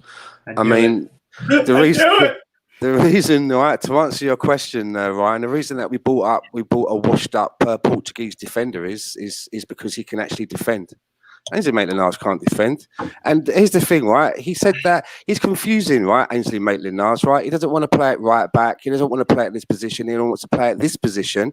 So he said, okay, you don't want to play at right back. Well, we need a right back. So we're going to go out and buy this washed-up Portuguese player, as you put it. Now, we've bought him. Ainsley Maitland-Niles is saying, I play right back, I play right wing, I play anywhere. And if you're saying that he's saying that because, he wants to go to another club and he's happy to play in all of those positions, why the fuck did he want to play in them positions for Arsenal? He came up Arsenal as a boy. He's come all the way through the ranks. He kicked up a fuss about it. He whinged, and now he's putting himself in the shop window to say that he's happy to play anywhere. I think it's good managerial stuff by Arteta. Yeah, but I don't buy it. I just don't buy it. I mean, he was given an opportunity, and if I was the manager, I'd be looking at him and I'd be looking at Saka. They both come up the same way. And if you look at the way that they both took the opportunity to get into the team, to work their way into the team, you know, Saka's not a left back. He's only covering there. And at the time, he done well. But at the time when people were saying, he should be our left back moving forward, I was pissing myself. I was like, God, this is so reactionary. It's so typical. We see something that's good. That's how it should be. He was covering. He done a good job. And it's nice to know that we've got a winger that can go back there. But he's got to play further up the field. And Ainsley Maitland-Niles, he didn't take the opportunity in the same way that Saka did. He pissed, he bitched, and he moaned about it. And so what did we do? We've gone out and bought somebody else who can play in the position that we wanted him for. And now he's saying that he's happy to play anywhere. And I thought originally he was saying he was happy to play anywhere to Arsenal, saying that he maybe had a change of heart. But if you're saying that he's saying that potentially to new buyers, then that pisses me off even more, because maybe we wouldn't have bought the washed up Portuguese guy if he'd committed. No, I don't, Ryan. I 110% disagree with you. I don't think he's out there saying that. No, I didn't say that's what I thought. I was just saying that that's another way to look at it. I don't really have a. I do think he was talking to Arsenal, but I'm just saying it could be the other way around too. And I agree exactly what you're saying, Stan, with everything you said. Only that he is a good defender. He had Traore in his pocket, who is probably one of the best wingers in the Premier League. And to say he's not a good defender, was it Arteta and Freddie when he played right back for them? He was probably one of, if not our best player. He played before the restart. He played, so. Yeah. It was it was under Arteta before. Yeah, and I think he played for Freddie too, and he was one of our. To me, he was the most improved player once we got Arteta. Look, I honestly believe last season, who covered for Bellingham? I mean, I honestly believe that Ainsley Maitland-Niles and Saka playing at fullback were there to cover, and we were lucky that they were capable in those positions. But if you're talking about making any one of them that their regular position, that's a round hole in a square peg for me. And over a season, including cup games and stuff like that, you would see how much we would get undone if you had both of those playing as fullbacks, because they can't defend. Go ahead, Rick. I got a question. Before the breakup here, we won 3 games on the spin in a row, and I remember talking to Ryan and yourself, Tanner. We all wanted 9 points. There were games we should have won, right? And we did win them. We went out, we beat Everton, we beat West Ham in the last game, and we annihilated Newcastle. We've won 3 games since the restart on the spin as well. But which looking back over it, which did we play better? In which period did we play better? Before the breakup or after? For me, we played better before the breakup. And for me, that was when Saka was playing left back, and I was one of those people who was giving him those accolades that he could fight Tierney in the left back position. Now, I'm since been proven wrong, because Tierney is playing really, really well. But I want to just pose that question. Saka is a really, really key talent for us, and we're trying to find out where his best position is going to be. I don't think ultimately we've been very good on the right-hand side with Saka playing. He's done a couple of nice things against Wolves. He scored that goal, fantastic goal. But he's a talent that's going to. I feel like he's going to score all over the pitch, but he should be predominantly on the left. I think when he was playing down that left wing, combining, with other players, even Kolasinac, we were more effective when Saka was on that left-hand side. Which is why I have Arteta and asked why is he persisting with Kolasinac and with Tierney and not playing Saka as left wing back and playing Tierney in the center. He has played there before. He can do a good job there, and at least you have 2 people that you can actually depend on, and not like these idiots. To me, there's so many headaches in this team. And I'm not saying that should be our lineup or formation going forward, because I don't think Arteta prefers playing a back 3 or 5 in any case. But right now, with the options that we have, I think the best option is to play Tierney in as centre back and to play Saka as left wing back. Because if we are all crying about the offensive output that Tierney has, Saka has all of that as well, and at least I'm sure Tierney can do a better job at centre back than Kolasinac. Stan, you're not gonna like this, but I completely agree with Rowan saying, especially You're right, now. I don't like it. Especially because like I said before, Aubameyang is on the left and he likes to drift into the middle. Saka as a left wing back would be perfect for him. And if we could get Aubameyang further up the pitch and Saka being more dynamic on that left, I think he could work wonders. I think Tierney's a hard worker and I think he's great on the left. Don't get me wrong, but I just think that and that's the thing too. And I brought this up on the Arse Bros too.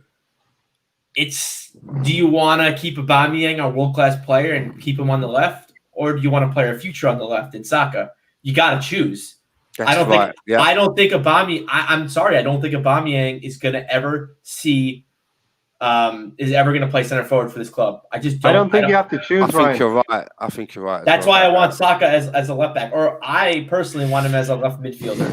But see, for me, the key moving forward is Saka and Tierney on the left. That's the left hand side for me sorted. I completely agree. With the option to rotate in and out Martinelli with Saka to rest legs. Couldn't agree more. That's kind of why I don't even want us to sign Aubameyang. But I just feel that by having Saka as a covering at the left back, we miss out on something defensively, as Tierney has shown us. And I think we also miss out on something on Saka by having him further back. He's got so much more to do now to get up into those positions to create something, and we lack so much creativity in the side.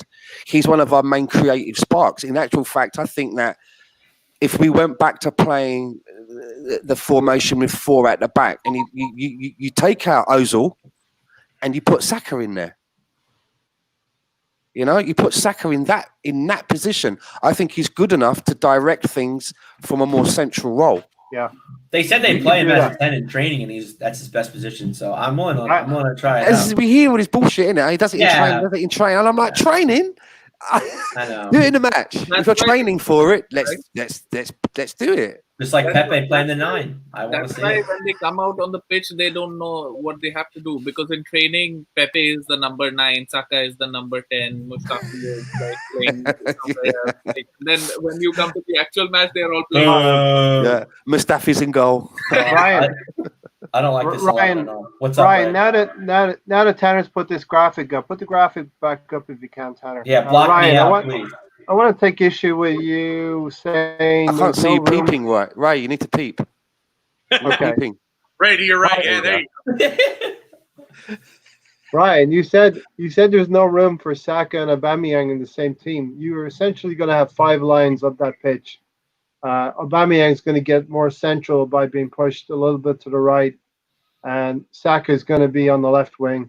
Lacazette's your central attacking player, and you've got Pepe and Bellerin as the other 2 lines. So you do have room for Saka in that team. Yeah, wait. So you're referring to what Tanner put right on the screen? Yeah, outside left. Well, that's what I said. He'd be a left back or a left wing back, which I know the brand man does not like. Which I'm not a huge fan of it either. But again, it brings your future onto the field, and it has your world class player on the field. My personal preference is we do a 4-3-3, and Saka's our left midfielder. But there's I've said that before. So we have an overload of things that we don't need, and then we have Kolasinac as a center back. So I mean, it just for us to be more dynamic, we need to go to a flat back 4 and free up an extra player. And I think we will once the transfer window. Can I ask? If anyone really thinks that this 3-5-3, if that's what it's being labeled, is Arteta's preferred formation, I'm afraid I've got some bad news. It's not necessity. He's doing it out of necessity. Exactly out of necessity. And I have said this before on multiple shows, where especially a new coach coming into a situation that he really can't change personnel-wise, he has to create a system to bring the best out of the players that he has. Yeah, that's what he's doing.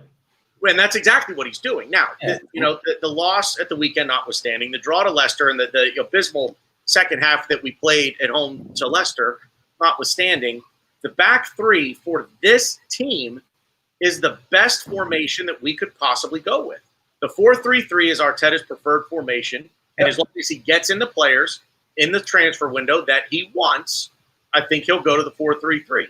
If doesn't bring in his players, this is what you're going to see again next year, because he's going to say, this is the devil that I know, and this is the way that I get the best out of the players that you've given me. Ryan said it earlier. Tells me that Mikel Arteta is one hell of a coach, and he's going to have a long and very successful career in this job. Yeah. I was just going to say, Ryan said it earlier, right? You look at all of the managers from Wenger to all of the ones that have been in between till now. Every time the shit's hit the fan and things have the wheels have started to fall off, they've all done something drastic and reverted back to the back five, the back three formation. They've all done it. Yeah, Wenger done it. Emery done it. I think Freddie might have done it. I can't remember if Freddie done it. Now it's happening with Mikel. But what happens, we always revert back at some point. At some point, we always revert back to that back four. So, I mean, it's just a sticking plaster. If you have a couple of birds, you might as well clog the fucking toilet. That's how we're doing it. Exactly. We haven't got any concrete for the crack, so we're just packing as much shit in as we can to hold it together. Going back to what Tanner just put up with Tony, I couldn't do. Okay. I know you're not here, Tony, but so you're saying Saliba starts in the back three for us first game of the season. Wow. It's kind of what you're saying by saying that. I don't know how I don't want to include you in if he's playing, yeah. Because I don't know how much of a erection you have for Saliba, but I don't get the hype around him. I'm excited for what he can be, but he's not played a single Premier League game. We don't know what we're getting. We need. I know nothing about him. Nothing. And Tony, guess what? Okay. Well, you're nuts. So congratulations. Love you. I know more about Mangala Sarr than I do William Saliba. The first time I heard of Saliba was when I found out, we bought this young guy and he's going back on loan. Seriously. Then I went, what did I do? Put FIFA on him and look at his stats. I know nothing about the guy. The upside where I think he was the captain, or he's a leader in Saint Etienne. But to immediately be like, oh, cool, like you're, 18, 19? Cool, you're going to be a center back, first game of the season. You're out of your fucking mind, Tony. It's because... What was Van Dijk doing at 18 and 19? Probably figuring his bubble. I don't know. You know what I'm saying? You know what I'm saying? He had to go to Celtic first from Holland, right? He was playing in Holland, then to Celtic, then to Southampton, then to Liverpool. So we ain't getting this kid at the trajectory of the finished article. It's going to take time. I don't think that people are excited, or think that Saliba is going to be world class just because of what Saliba has done. But it's because everybody knows that with the shit that we have in the squad, any person can't be any worse. Tomorrow there was a bit of news that Juan Reddy signed for us. To be fair, he's going to sign, and he's going to be the next centre back. I'm telling you, people would be raving about that because this one right here could walk better than the shit that we have in the squad. Is that the baby Jesus, Tanner? What is that? She could walk in. No, it's the Beagle. I don't know what the fuck I was looking at. She could walk into our defense right now and be considered world class. That's how bad we are. Everybody. But Ryan, to be fair to Tony, he did say that Arteta isn't going to put that pressure on a 19-year-old. Can't. But Tony wants him to. Why? He feels we're going to go to a three at the back again. That may not be with Saliba. Cool. And I don't want to speak for Tony. I'm not happy about that. The first game of the season, if we go in and we are trying to compensate for lack of transfer activity and then we're already in the back foot. Then we have a long season to go. If we are people forget this. Attention! Breaking news, everybody. We're not going to be good next year. You guys need to all the fans need to get that through your little skulls. We're not going to be a good team. We're still rebuilding. Rebuilding takes time. We got to see what we have. It's going to take a couple. It's going to take a couple transfers. It's going to be the bearer of bad news. We're not going to be. What we want to see, Ryan. When we say good, what does good mean? I mean, everyone's calling my name. Ryan. Nobody says that we're going to win the league Ryan. year. But at the least that we could do is put up a good fight for top 4. That would be good. Yeah, that'd be awesome. With decent players, like I definitely don't Look, expect it though. This is what happened with Liverpool. We want to see progression, Ryan. Let's be patient. Yeah. Let's build, Oh, but we want to see hell yeah. progression. I'd also like to say as well, a little bit echoing what Ryan was, talking to our fans out there, to all of those fans that I have seen, Arteta out, he doesn't know what the fuck he's doing, he's got to go. Let me just put you in the picture right now, right? If you class our managers, right, in tiers, yeah, the last elite manager we've had at the football club is Arsene Wenger, right? Tony's in the house, right? Arsene Wenger, right, is the top tier. Now, when he left, what did we replace Arsene Wenger with? We didn't go out and we didn't move sideways, right? We didn't move sideways and go for like a Tuchel or an Allegri.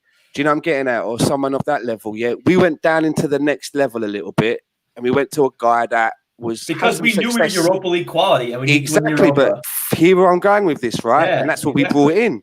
Yeah, we brought in this guy. The next level down, yeah. Didn't work out. We said that he's a master of the Europa League. He would get us back into the Champions League. It didn't work out. We got rid of him.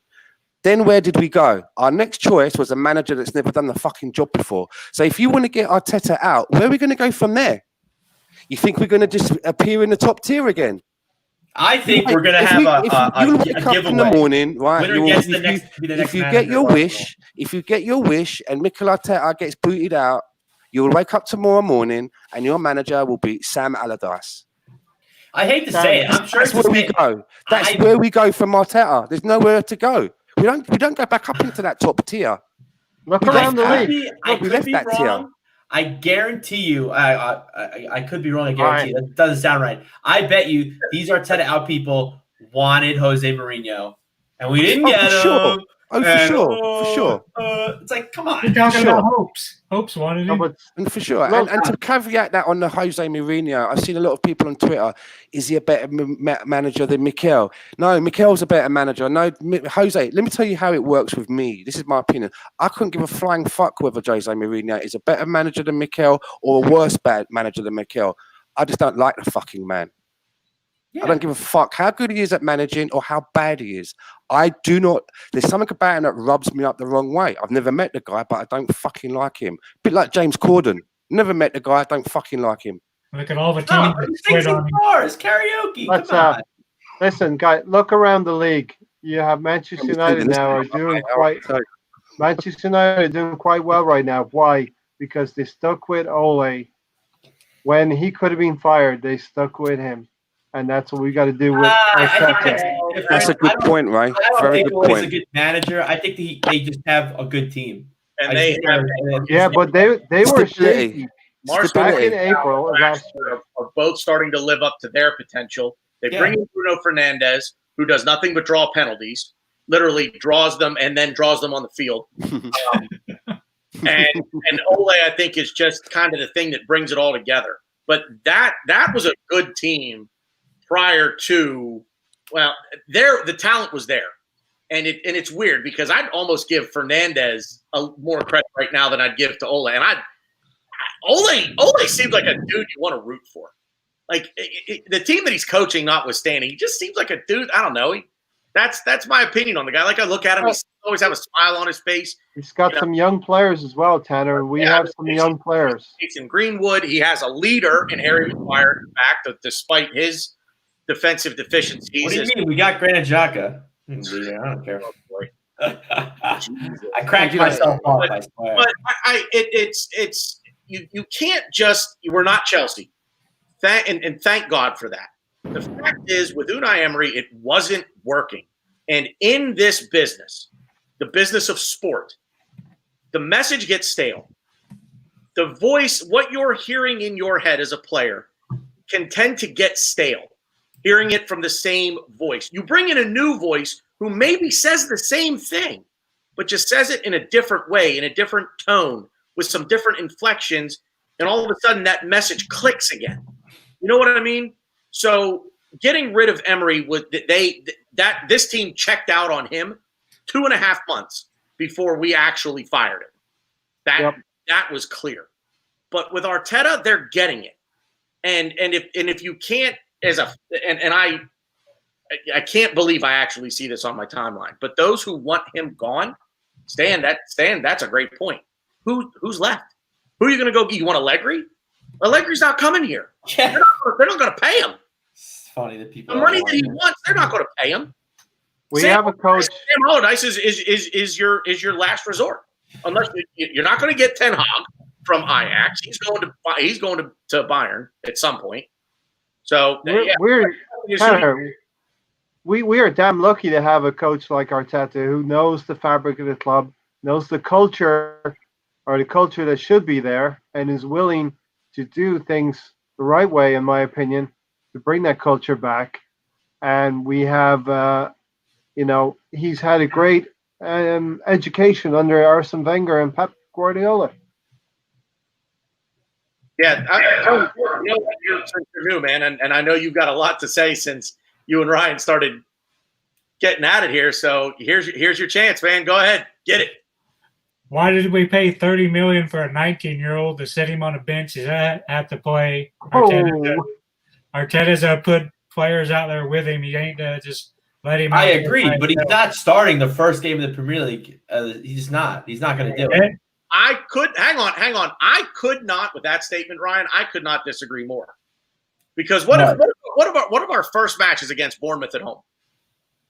If they stay up, what of our first matches against Bournemouth at home? I'm not saying Arteta's not going to do it. I just don't think it's a smart idea. Just to bring a guy in Premier League and it's up, you're starting. I just don't think it's a good idea. I don't think it's a what did you say? But sometime. But we have to think at this point, Tony. When are they talking about starting the next season? The end of September? It's either the 12th of September, the 22nd of August, or the 29th of August. Or the 29th. The 29th of August, did you say? Was that the last day? Right. It's the 22nd, the 29th, or the 12th of September. Okay. So he comes in. There's a little bit of, you have to think there's going to be a little bit of a training camp because we're going to get a little bit of a break. There's going to be a little bit of a training camp. And you see how he does. And look, at the end of the day, like I think Ryan, I think you actually said this. We're not on the training pitch. We don't see this. So if he shows heart, passion, and ability in training camp, why doesn't he get a run out in the first game? He'll play. I just don't like how the people are putting all their. I'm not saying you, Tony. I'm not saying you. People are putting all their baskets. Ryan, how much? Ryan, you also said we don't know who our worst defender is. Yeah, so, which is why, like, then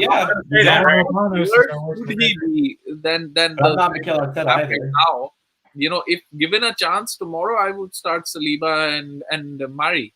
Because all of these other guys have been tried and tested. There's no point in persisting with the same thing and again and again. It's done. Now leave it. Now it's gone. I'd rather play Luis in defensive midfield or something. Bring in Chambers and Holding to play in defense. Maybe play Chambers as a defensive midfielder. Something like that. But there's no point in just persisting with Mustafi and Luis. And again, you're just going to get the same result. You don't get it for one game, two games. The third game will be the same. They'll cost you a goal. They get a red card. They give away a penalty. This is what they do. It's time to see what the new blood has. Yeah, no, I agree. But I'm telling you, Arteta's not. I'm not saying I 100% disagree with him playing the first game. I'm just saying Arteta's not going to be like, Mustafi sucks, Luis sucks. We just extended Luis. We're talking about extending Mustafi, so they're just going to even if he has a great training camp, Saliba, you think, fuck them. We just extend them. We're going to put Saliba in after he hasn't played a single minute in the Premier League. No, I mean, granted, if we play one of the newly promoted team the first game, maybe Arteta sees it. Hey, you know what? If we're going to do it now. He's going to learn. He's going to learn, Ryan. My whole argument, and maybe I didn't articulate this right, which I fucking can't do. We know this. I just ran like a fucking hyena, but I already lost my fucking. I already lost my train of thought. But I don't understand why all these people are putting all their eggs in Saliba's basket. We know nothing about him. Can you imagine the scenes when he comes in, right? He does a pre-season, and then we send him out on loan.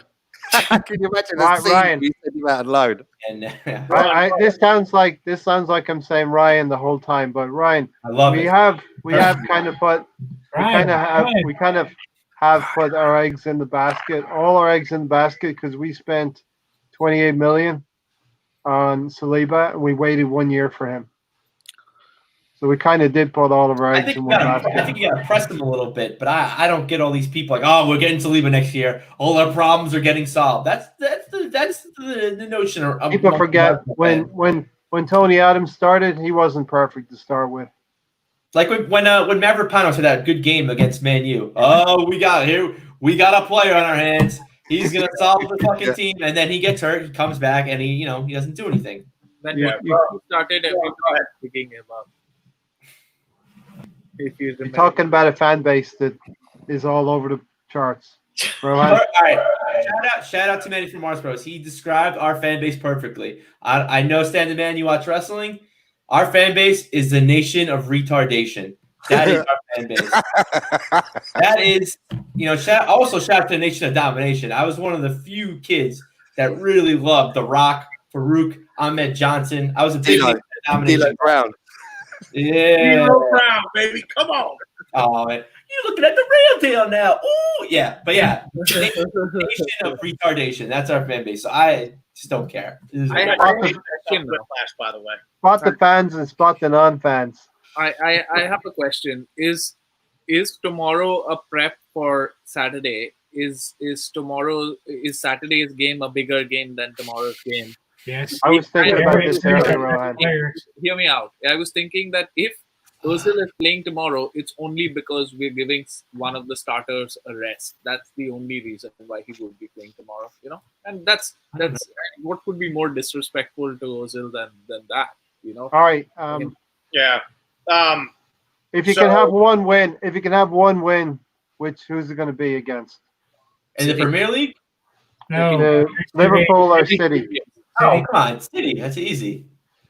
Then we've got a question. Why beating Liverpool Our only chance of Europe. Put it this way, right? Put it this way, right? I've not been this nervous about a semi since I watched Breakback Mountain. And it's pretty much Rohan's question. So I'm not trying to steal Rohan's question. I'm just rephrasing it a little bit. Rohan. I mean, didn't we have this argument too when we were about to play Sheffield? And who did we play before Sheffield in the FA Cup? I think Rohan actually brought this up. We had the same argument. Do we wait for Sheffield or I don't remember. Southampton. Sheffield, yeah. So I mean, between the two, which game would I rather win? City. Liverpool tomorrow. Yeah, I knew it. And I'll tell you why. Nothing is guaranteed in the final, and while we think we could beat United, we could beat Chelsea, and especially after beating City, nothing is guaranteed in a final. But we beat Liverpool tomorrow. We look real good to go to Villa and beat them. And again, nothing's guaranteed. But I'd rather take my chances having to get 3 points against Villa and 3 points at home against Watford than have to go through Man City and then go through Chelsea, or then go through Chelsea or Man United in a final. Even though to get where we want to be, we have to play 2 more games and win them both. Here's the other thing then, Tanner. Think of the experience. Even if you lose an FA Cup final, think of that experience. Yeah, but to be in the final, man. Like this season has been such a disappointment. We need that right now. We need to. That would be a big confidence booster behind the coach for the players. We're going places. Absolutely. I'm looking at it from. I get the argument to win against City on Saturday and then take your chances in the final. I get it. I'll be honest. And beat Liverpool tomorrow. That could boost us forward into beating City on Saturday. It's going to give us false hope again. Beating the champions and one of the best teams that has ever played top flight football in England. One of the best teams that's ever played football in Europe. But if we can get to the FA Cup final and maybe win it, it may mean that Tottenham finishing above us isn't as a bitter pill to swallow if we can come out of it with some silverware. Yeah, do you know what I mean? It kind of cushions it a little bit. Do you know what I mean? A trophy in Arteta's first half year be fucking phenomenal. Oh, come on, yeah. Kind of pick your absolutely. to kind of pick your thing apart, Tanner. I don't think we're going to see the best European team in the world tomorrow. I don't think. Maybe I'm wrong. I don't think Klopp's putting out a starting 11. And if he does, how up for it are they going to be? Yeah, they'll be up for it. They're the champions. They want to beat everybody. All right, cool. They want to go for 100 points, Ryan. Yeah, all right. Hey, okay, but do they really? Maybe Klopp does, but do they? Yeah. But did you see what Robertson said today? All talk. But they want to. He was like, we want to go out tomorrow and show that we are the champions, because they have not looked all that great since the restart either, and the thrashing at City that they took. I think Liverpool might come out tomorrow, and I was on board. I really thought, no, you know what? And I said it. It's out there on YouTube somewhere, because I said it in somebody's show, that I think Klopp might put out a team tomorrow that he's looking to see what he has to work with for next year. So maybe it's a bit of a younger team to see, okay, who do I think I might want to sell? Who is kind of knocking on the door to get into the starting 11 next year? And then Robertson says this today, and I'm kind of like, nah, I think it's all hype. I could see like Origi starting and Curtis Jones there. And who knows? Maybe we show up tomorrow with a fucking masterclass. Maybe we go out and maybe we catch them. I gave you that impression, but all right. So fine. Liverpool game and whatever. Cool. I don't think us against Villa and Watford are a walk in the park. Both teams are fighting to stay up in this league. They are going to give us a fucking test. Both games. Both games are not an easy 3 points. I don't expect to get 6 points out of those two games, especially if they're both fighting relegation. I expect 6. I mean, as an Arsenal fan, I expect 6.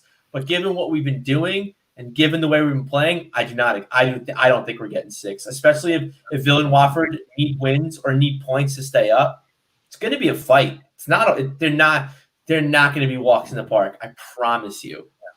That's why.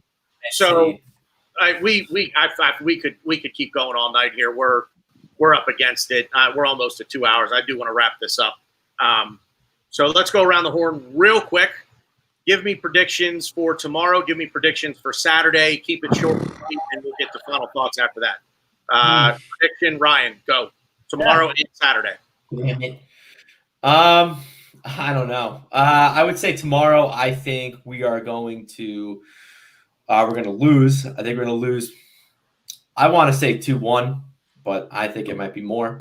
I don't know. I go back to something that Stan says all the time. I need to see the lineups because Liverpool, we have no clue what they're going to put out. We don't even know how they're going to show up. They're already the champions.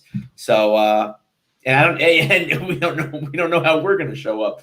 So, I mean, it's tough because part of me wants Arteta to use the Premier League as his Frankenstein and kind of tear shit up, move pieces around, like Ray was saying with the tile thing, moving everything around. I like that.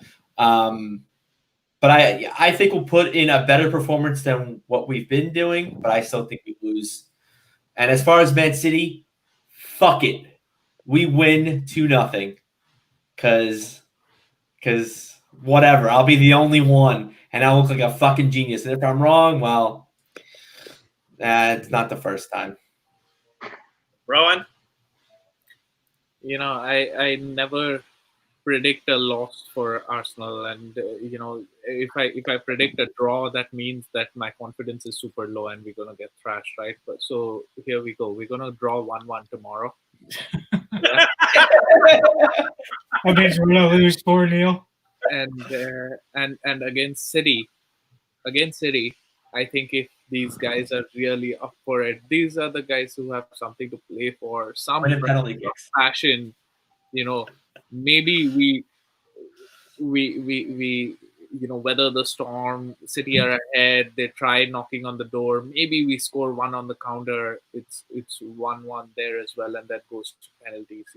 That's the way I do it. So wait, do we win in penalties or we lose in penalties? Do we tie? We can't tie in penalties, Ryan. You can't do this. You cannot time penalties. Martinez can't do anything wrong right now. He's the hero. It's high on penalties. Yeah. Hey. All right, enough's enough. What's 12-12? And we're gonna tie it. You both get eliminated. Drawing both games. All right, Stan. Pins and needles waiting. Here's the thing, though. I'd love to be able to give you a prediction, but I'd be making it up. I have no. I don't have a clue. I seriously do not have a clue. It could go either way. I've got no idea. I don't go in with any confidence or intrepidation. It could go either way because we can't win, right? If they turn up with like a young team with like players like Brewster, and we win, then it's going to be like, oh yeah, they didn't even turn up for it. It doesn't matter. We can't win. So I'd love to. Okay, let me start again. I'd love to give you a prediction, Tanner, but I just can't. I'm sorry. I have no idea. No idea. I've been making it up. I really don't know. I did that. You don't think the rest of us are making it up? I did that. Yeah. It was fantastic. Fair enough, Stan. Fair enough. All right, Ray. There's nothing wrong with making it up. That's what Mourinho does every week. He makes it up. Listen, Okay, Stan. I think I got engaged. Come on. Strangely enough, listen, I want to give a shout out to everyone in the chat section for coming and watching tonight on Tanner's channel. The Bearded Gooner. My sister's watching. Beagles Gooner. About soccer, football, whatever you want to call it. Let me name some names here. Gooner Glenn, Glenn Kitely, Stephen, and Tony Turner coming in. But listen, strangely enough, the marquee game for me should be on the weekend, but I think the marquee game is against the champions tomorrow against Liverpool. I want to see a reaction from this North London derby, and whereas Rohan is being optimistic but not thinking he's going to get a draw, I really am optimistic that we will get a 1-1 draw. Had a podcast with some Liverpool chaps, and they said Arsenal are best, or Liverpool's at their worst when they're attacked. I think Arsenal will go after Liverpool, and we'll get a 1-1 draw. And I think Lacazette usually shows up in these big games. Unfortunately, the weekend against City, I think City are just too good for us, and I don't really see us winning the FA Cup semi-final. I would love to switch them around for us to get to a final, because I think the confidence for the team would be great going into next season, but I just don't see it. I think we'll lose 2-1 to City, but we'll get a draw tomorrow against Liverpool. I think we'll lose 3-1 tomorrow. I think Liverpool will feel the strong side. We'll feel the weak side getting prepared for this weekend. I think we'll beat City 2-1. Jesus. I'll take that. Let's go, boys. 2-0. City ain't got shit on us. Fortunately, Okay, I didn't give you a score, but I just don't see us getting anything out of either game. I really don't. I just don't. I fortunately am the host of the show, therefore I'm not required to give a prediction. Oh, get the fuck out of here. My show, baby. I do it all. Yeah. Anybody got any final thoughts? Respect. I don't. I hope. No, I respect that. Yeah, man. It's my fault. I just want to say hi to Ryan. What's up, Tony? Slap a like, everybody watching, and keep people on playback. Give Tanner some support, some love. Slap a like, share, and let's help this channel grow here. Appreciate it. Anybody else? I mean, I miss the days when, like, a few years ago, we used to every season we would beat Liverpool in one game and draw another. Yeah. With City also, I felt like that was the thing. You know, we would beat them in one game and draw another. Then it became like we would draw one and get beaten in another.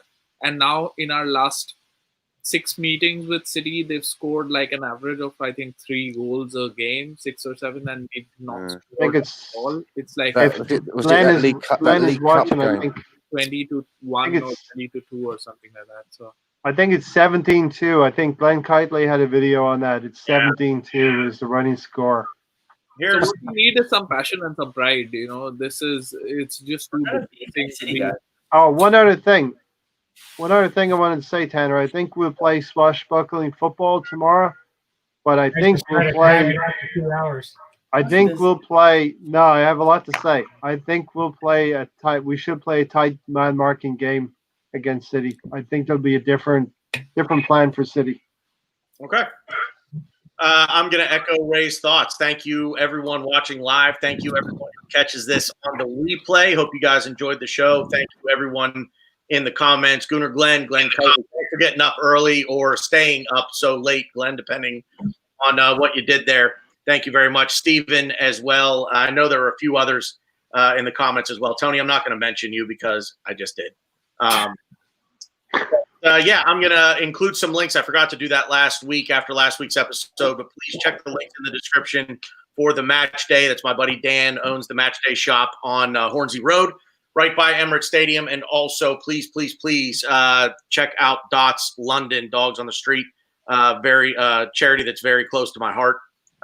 Again, anything you guys could do for those folks, the work they do is absolutely tremendous. So I will be sure to include those links in the description once the video publishes. Thanks again, everybody. Really appreciate it. We are out of here. Say bye, everybody. Bye, everybody. Bye, everybody. Come on, you Gooners. Bye,